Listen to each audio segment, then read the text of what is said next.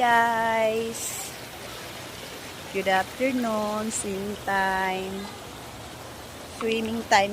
time with my sister. Ay te, my sister. Kaming dalawa lang. Yan.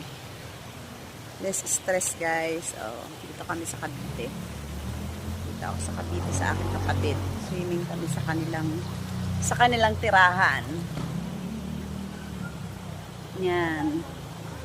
Ha? Oo. Oo, wala mong problema, te.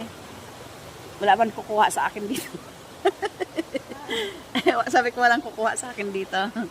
Kahati daw niya si Joshua sa gate. So, dito muna ang swimming pool. Magpapaka lunod sa tubig. Dito sa pambata muna ako. Feeling bata. Pero matanda na.